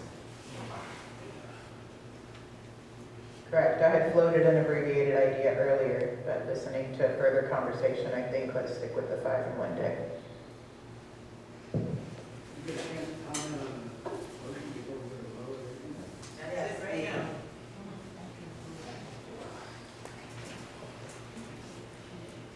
Yeah, I guess, these are all interesting topics. I guess the thing I'm thinking is, this task force may not be extended forever in terms of how long it's supposed to work. The other thing is, are we really expert in all these fields? I don't think so. I mean, if I were going to put something together on poverty reduction strategies, I wouldn't start with us necessarily. I mean, I think we have people here that have good things to say about it. But what I really expect out of this group actually is looking at the police practices and policies, and also probably traffic safety, because that relates to all that for a lot of people. And I think we really need to prioritize some stuff and not just say, okay, all these are really interesting topics. They are important topics, but I just don't, I can't see it. Are there any more comments before, oh, sorry. Wait, let me just get a sense of how many other hands there are. Because I gotta look around the table. 1, 2, 3, 4. Okay, can we go around this way? Or do you want to go first? You got his hand. Okay. So 1, 2, 3. I am going to suggest that we stick to having all 5. We'll have the breakout, and in particular, communities that suffer from poverty are the most overleased and most criminalized, so I feel like these are very still relevant topics to be able to, if we are trying to reimagine public safety. So I want to make sure that we have poverty reduction and youth employment training, safety, all that all of these topics are very important, but I think that we should not discount the amount of impact that not having people in poverty does to public safety.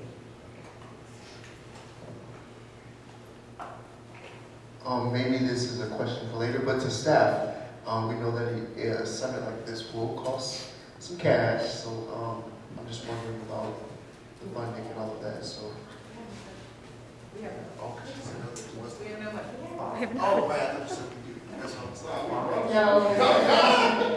This task force there's no budget allocated for this task force. And not that we couldn't find funds to support, but it would just depend on the amount. So it's definitely something that we would be in conversation with all of you to be able to support your desire. But I don't have a dollar amount to share with you right now in terms of what's available.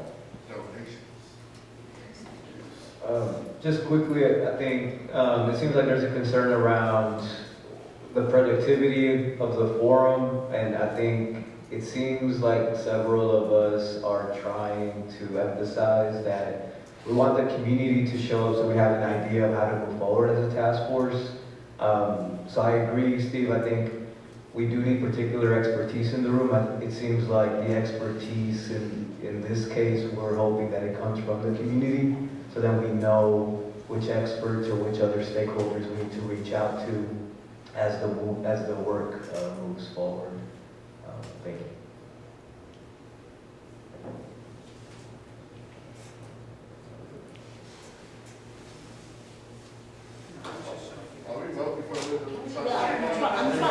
I'm sorry, I do. Chair, just because I have the mic, are we okay to call? Yes. Okay. Thank you. We will call for the vote.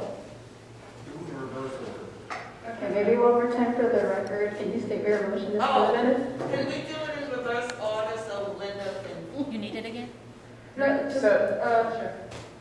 I move that we have a community summit on Saturday, June 3rd, to address the previously agreed upon topics with a virtual makeup option following. All right, Helen Burks, Aye. Steve Bischoff, No. Marisol Gantu, Aye. Louis Strickland, Yeah. Don Gosney, No. Randy Joseph, Hell Kristen Kennedy-Lewis, Yes. Armand Lee, yes. Liam Murray, Abstain. okay. Marcus Hutchison, Yes. Jamin Purcell, Yes. Deborah Small, Yes. Ben Terrio, Yes. Linda Whitmore, Yes. and BK Williams. You can leave now. Did it pass? Okay, the motion passes with a vote by 2 noes, 1 abstention, and 3 task force members absent. I think someone needs to get that as a next person. I got one here. So, did you announce the vote already? Yes, I said 12 ayes, 2 noes, 1 abstention, and 3 task force members absent. Okay, great. Before we go to the next item, which is the monthly reports to City Council, I just it seems to me it would make sense to begin to put together a planning group for the community summit. So given, I mean, it's May, but still, we only meet once a month. So even though it wasn't technically on the agenda, I see that as part of the approval process to create a group that's actually going to do the planning. So are there people who want to volunteer for that? I don't think this would fall within the agenda item, only because it was supposed to be the schedule. Well, we did just approve a schedule, June Right. 3rd. I understand that. That was the limit of the agenda item, was approving the schedule. Right, but I said, what? The planning schedule will be a part of this? I don't get why that wouldn't be appropriate. Because it's a separate topic to set up a planning group than setting the schedule for the day. That's my advice, take it or leave it. Okay, we can send an email, but I don't want us to have to wait until our next month's meeting to begin the process of planning. So, and I don't have everyone's email address, so it's still something that has to come from staff. Staff can send an email asking who's interested in planning group. I'm sorry, what are you trying to? Next agenda item. Well, further clarification before you. Randy, here, take the mic. And Don, I see your hand. Yeah, we need a boom mic over here, so come back around.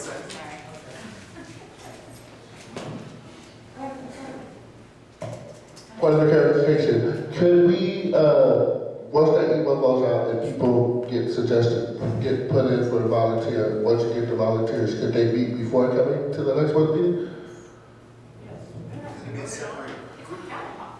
My suggestion would be to limit it to the number of task force members so that it doesn't trigger Brown Act requirements. Okay, that's all I did. Which is Okay. one of the reasons why I wanted to do it today, so that we don't have to wait until next month to do that. We'll know who the group is. We don't have to wait till next month. She said, once we get the email and the suggestion, we can meet. No, but what I'm saying is that if the number of people is more than what the Brown Act allows, then that has to be discussed. There's not going to be more.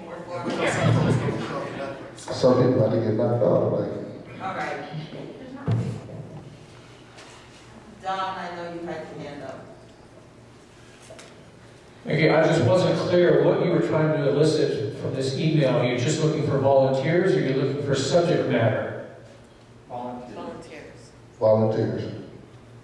Sorry. We need a volunteer group to plan the community summit. So all you're doing is looking for volunteers? People who will serve as that planning group. Okay, that's what, I just want a clarification of that. Yes. Thank you, Bandy. I will get this eventually. Sorry. It's all right. Okay. Next item. Discuss and approve monthly reports to City Council for April, May, and June. So the reason this item is on the agenda is because we haven't had folks other than myself to actually show up and report on to the City Council. We're on the agenda for the third Tuesday of the month. So I was hoping that tonight we could plan who would do that for the months of April, May, and June.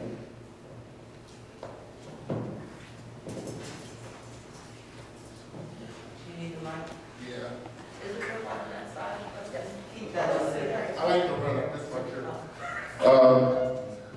Randy, I owe you one, so, put me down for May, because I do owe you one. What about April? I don't owe you that one. No. Jeff, No. I'll do April. Okay. April, Marisol for the minutes. Randy, May, another hand. Jamin's doing June. Yeah. Thank you.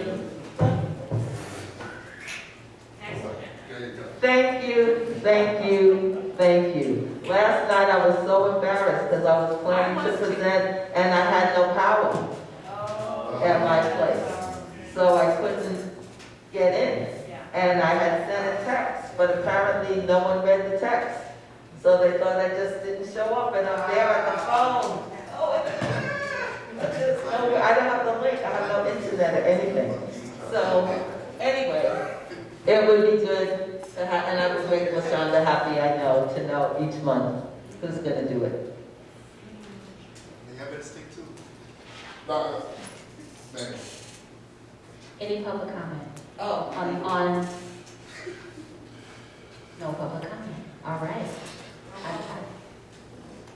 Oh, is there the? it's approved.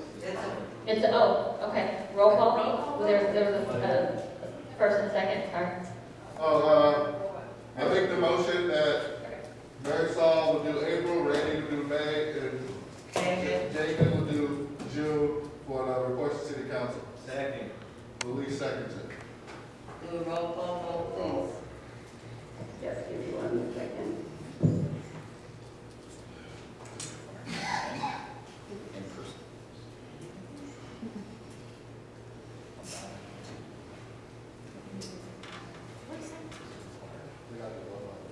Okay. Member? Aye. Steve Bishop? Aye. Maxwell Douglas? Aye. Luis Chacon? Yeah. Don Gosney? Aye. Randy Joseph? Yes. Kristen Tillian-Lobos? Yes. Armand Lee? Yes. Leah Murray? Yes. Marcus Henderson? Yep. Damon Purcell? Yes. Deborah Small? Yes. Ben Terrio? Yes. B.K. Williams? Yes. And the motion passes with, 14 members, task force members voting aye, and 4 task force members absent. Thank you, thank you, thank you. This is the Microphone. here around. So, folks, do you realize that we are right on schedule?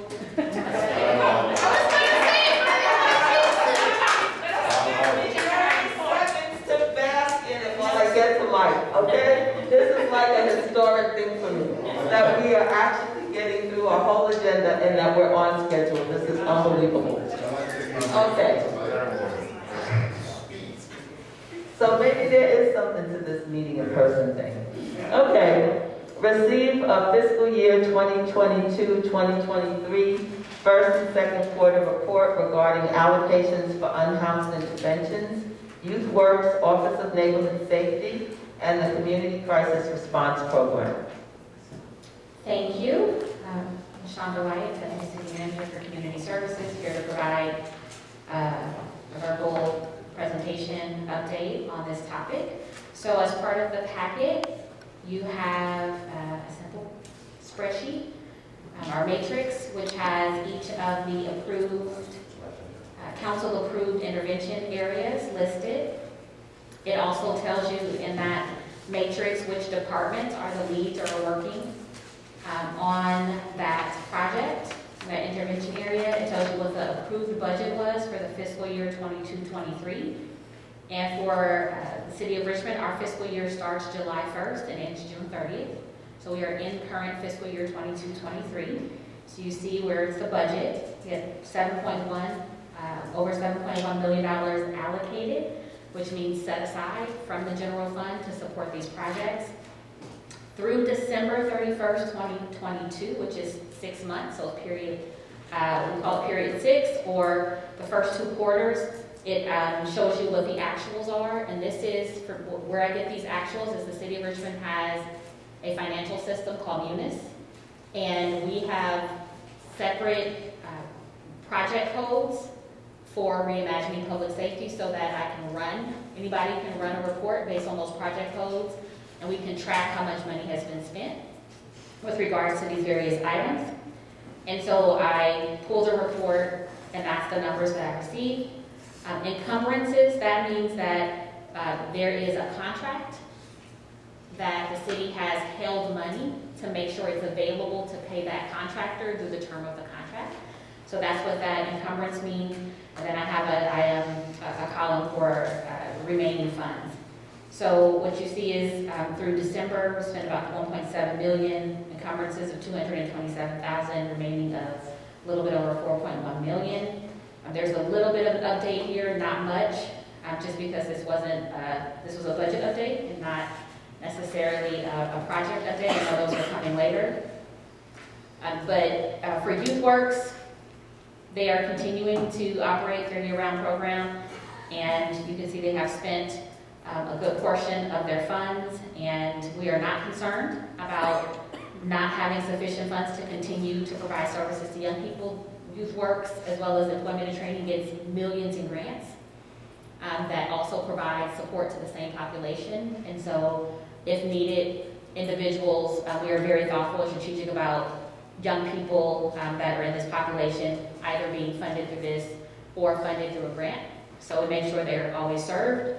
Office of Neighborhood Safety, you will see maybe next quarter or at the end of the fiscal year a much higher number.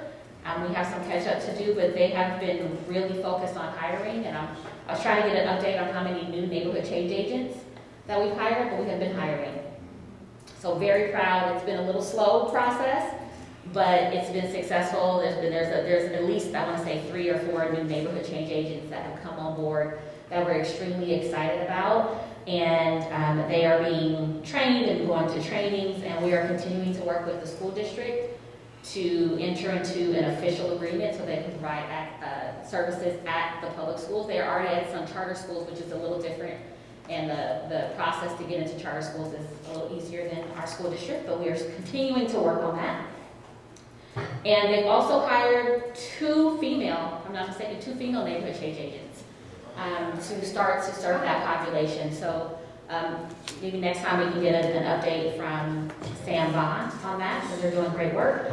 Unhoused intervention, I don't have more of an update than this, but these contracts were to provide support to, I think it's Rebuilding Together East Bay North, who serves as the fiscal agent for SOS. And then for community crisis programs are $1 million. As you all know, we're working to move and build that project. We do have consultants under contract. The contract is $112,000. They are working, even though you don't see a dollar amount here. They're working so hard, they haven't billed us, but they're working. We have a contract, they will get their money, it's all executed, but they are almost actually, they will be presenting to City Council in hopefully May with some recommendations. So I don't know if anyone has any questions, but that is the high-level overview of the budget.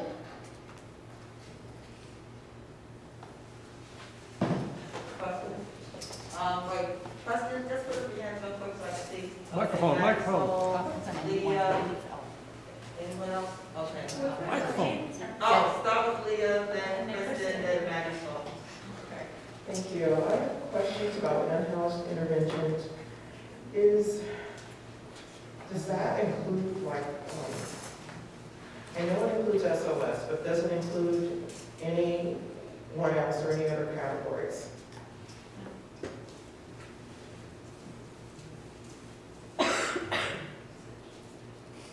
Or if you can just clarify what that entails, that might be helpful.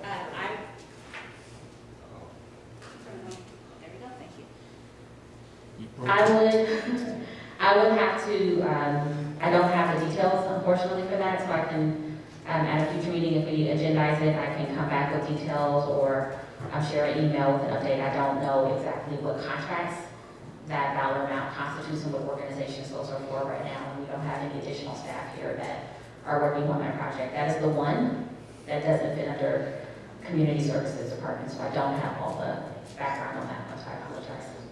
Okay, so can we have it at the next meeting? Will that be possible? I could do that, or if it's agendized in a way that I can present, or I can follow up with an email that will go out from Stephanie. All of you will be CC'd with that information. Leah's asking for an agenda item. I'm sorry. I did not necessarily ask for an agenda item. I just asked how soon that could be reported out. We can, I will find a way to get you the information. I'll find a way to get the information, and we as staff work with the chair, and we have noted that that is a request for information. We can find a way to incorporate it. Okay, thank you. Someone else? Yeah, Kristen was next, and then Marisol. Yeah, I know there's no youth work staff here tonight, but LaShonda, you might be able to answer this question. And I could be using the improper job title, but I'm wondering if Youth Works was able to hire more like case managers to support the youth and get them all signed up and get them supported. Because I know that that was a problem in the past where we just had too few and we were like overworked, and I was really concerned about it. Thank you for that question. I don't have specifics in terms of how many. We have worked with HR to get updates on, to recruit for the employment specialists. Okay. And so we have worked really hard to put out a recruitment, and I'm actually emailing right now about offers to individuals. So sometimes we may extend an offer, someone leaves, people are moving around, people are making different decisions. So it's still, we're not staffed fully to support youth or adults, because they provide services to both in the way that we need to, but we have not stopped trying. And so what I'm understanding too, this is, I can provide, maybe at the next meeting, we can agendize this so staff is here, and to provide some more detailed information about how they're doing on these different programs. This was just a budget update, so I tried to keep it at that, but I do understand the questions. I don't have exact numbers for employment specialists. Thank you.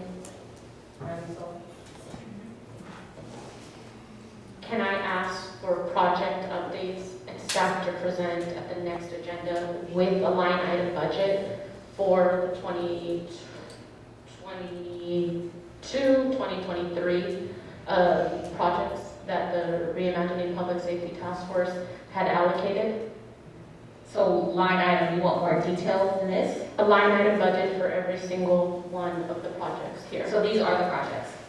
And a line item, but this is not a line item budget. To know, we allocated specific information around the hires and the staff. We allocated funds for transportation for youth.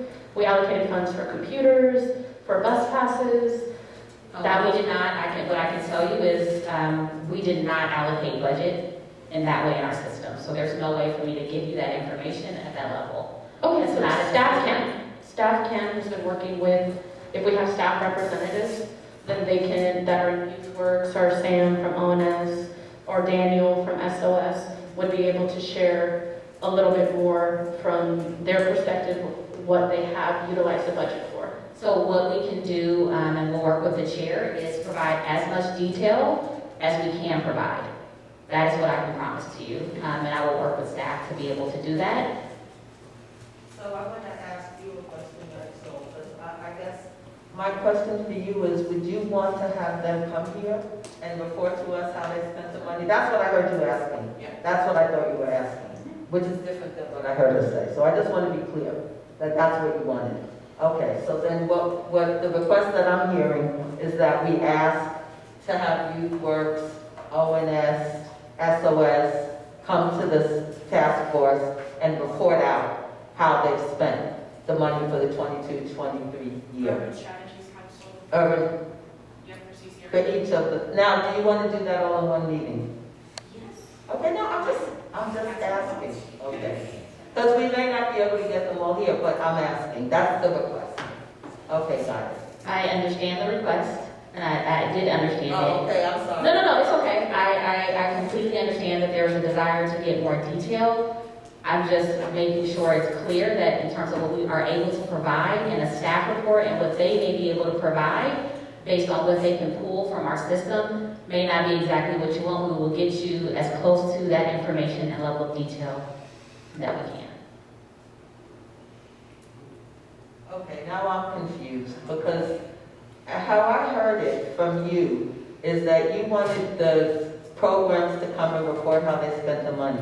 And the way they spend it, according to how they budget, may be different than how the city has it budgeted. But you're not concerned about how the city allocates stuff. You want to know how the actual programs spent the money. How much on staff, how much on program, how much on transportation, that kind of thing. So I just want to be clear that that's what you're asking, so that when we make the request to them, we're asking them to come with that information to report to the task force. I completely understand, and I think we are saying the same things. I am just trying to manage expectations. Honestly, that's all I'm trying to do. I hear you, and they will come with the budget that they can pull and provide. Okay, got it. I see 6 minutes. I just have a question, because it sounds like the limiting factor is the budget, like, I guess, software or tools that are used. Can you just elaborate on what's causing the uncertainty about what can be provided? Is it like a man-hours thing, or is it like the tools themselves don't provide like individual expenditures? So we have a system in which information is provided. So for staffing, staff is not necessarily separately tracking in a spreadsheet how much they're paying for staff. It goes into our system that we have to pull. So it just depends on what level of information, what type of information you're asking for. Some things are on a spreadsheet. So all I'm saying is I hear that detail is requested. We will pull what we can from the system, and if there's additional detailed information that staff is keeping on spreadsheets, we will provide it. I'm gonna get you the best I can get you based on your request. So I don't think we're saying anything different. I completely hear what the request is, but maybe the level of detail you're asking for, staff may or may not keep that level of detail. That's all. So we're gonna ask for it, and we will get you the best we can. That's it. Is your question answered? Okay. So my question goes to the bottom line. So there's like almost $1 million difference between the total, the actual encumbrances and what's given as the remaining. I'm noticing a $990,000 difference if you look at, just subtract those numbers. So I'm just wondering about, that's almost $1 million. You're right, and it should be I think it should be 5.1 instead of 4.1. Okey dokey. In terms of remaining, my Yeah, apologies. it should be 5.104. It should be, no, it should be 5.1 if I'm just quickly, without me adding it with a calculator, it should be probably 5.1 instead of 4.1 in the remaining column. My apologies. No, I just want to make sure, because I kept doing the numbers, and I'm like, something's not right here. It's $1 million. No, yeah. Okay. We haven't lost any money. No. I'm just like, I kept looking, it didn't add up right, so I just wanted to ask a question. Okay, so, any other questions on this item? Yeah. Yes, go ahead, Ben. Oh, and by the way, I want to say welcome to your daughter. It's so nice to have a young one here. What's your name, honey? Valentina? That is a beautiful name. How old are you? 8. Wow. I'm so happy that you were willing to come and spend some of your precious time with us tonight. I know you don't want to make a habit of it, but it's nice to have you here. Go ahead, Ben, here. Can you pass them? Did she have a choice? Are we doing this for are they for Zoom or something, or is it just so people can hear, or? It's for us to record. For the minutes, okay. I don't really usually get a mic. How many of these, have any of these programs receive money from Kids First? Is my first question. Are they connected to monies received from Kids First in the budget? And then are these the only funds that are provided to these programs? Are they provided by other portions of the budget? Is it this standalone for these? I can't imagine that's what it is for ONS. And are they documented in their individual budgets? Thank you. So these are for a community crisis response. That is the only item this is the full budget for that. Every other intervention area receives funds from various sources. So it could be general fund grants, they could be local, state, federal grants. In lieu housing fees, I think there's various funds that support these other free intervention areas. In terms of Kids First, let me think. I'm trying to think of the grantees that we currently have. I don't want to speak out of turn. I will get that information. I'll have to look it up, and we can provide that when we come back next month with additional information on each of these intervention areas. Okay. Could I have one follow-up, Chair? Sure, we got 2 minutes. Just yes. There's nothing that says YouthWorks there's no line items in the budget overall for, let's say, YouthWorks. There is. Okay. So if you're asking for If you want to see the full budget for Youth Works or the full budget for ONS, is that what you're? Well, no, yeah, no, the full budget for ONS would be, it's gonna be the CAFR, is that, Youth Works is gonna be somewhere in there too, or whatever they call it now. Oh, the ACFR, Yeah. or in the budget, I would have to look to see how finance separated out Okay. the budget to be able to tell you. I know we have internal budgets, but I'm not sure how finance for those documents that are available to the public, how they separate it out. Okay, For an email's fine. training. Yeah, thank you. I'll make a motion to extend 5 minutes so people can finish the questions. And I would add that we do have a public comment, so we should try to get to that as well. We have a public comment? Yes. Oh, man. Yeah, can we extend 5 minutes so we can get out of there? I'll make a motion for 5 minutes. Second. Can we take a quick vote?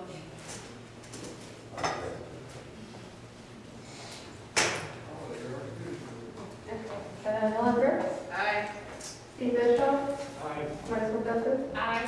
Bruce Chipple, Don Gosney, Yes. Andy Joseph, Yes. Kristen Tilly-Lobos, Yes. Armand Lee, Yes. Laura Ryan, Leah Ryan, Yes. Marcus Ismail, Yes. Darren Christo, Yes. Deborah Small, Yes. Doug Terrio, Yes. Vicky Lloyd. Yes. All right, and the motion passes unanimously. Okay, take it away, Ann. Good evening, and I do want you to know on my list of things to do is to do an invoice for Richmond. We're just better at organizing than we are at paperwork and invoicing. There is a survey that is out digitally about CCRP and what people's experiences are with emergency responses and crisis. And there are now paper versions in English, Spanish, Portuguese, and Mandarin. Digitally, it's only in English, Spanish, and Portuguese because I'm not putting Mandarin up there. It's just too difficult to do something that you absolutely can't begin to read as a digital thing unless there's an overwhelming demand for it. But Patrick Seals has been really banging the drums on it. The last time I checked, which was 48 hours ago, it was up to 250 responses, which is fabulous. The goal is 500. And so one request that I have is that you all encourage that survey digitally. If you need paper copies of anything, please let me know and I'm happy to get them to you. And if there are any events or meetings coming up where it would be appropriate to put it on the agenda and just spend 20 minutes talking about it, I'm happy to come virtually, I'm happy to come in person, but the real goal is just to get out and have as many conversations as possible with different communities within Richmond about what their experiences have been, what their needs are, and what resources they rely on. Thank you, and I trust that everybody is taking the survey. For the record, what is your name? Ann Jenks. Thank you. Thank you, I think that was our only public speaker. Wonderful. So I think it's almost time to adjourn. I just wanted to tell people that there's going to be a Cahoots Q&A session tomorrow morning from 9 to 11. That's where they'll be talking about their day-to-day activities, the people who ride their vans, how they interact with people. It's an online meeting. I plan to attend. I think you should go to the Cahoots website. There'll be a link that you can use to register. I want to thank everybody for being here tonight for our first in-person meeting. I think it went really, really well. We got a lot done. We completed our agenda, and I look forward to seeing everyone on the fourth Wednesday of April, 5:30 to 7:30.